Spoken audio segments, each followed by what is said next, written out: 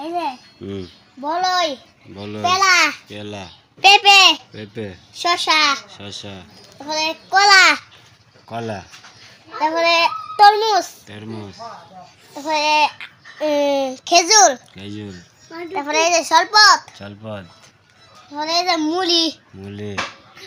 বলে এটা কি এটার নাম কি এটা আইটেম জানি না বুরিন্দা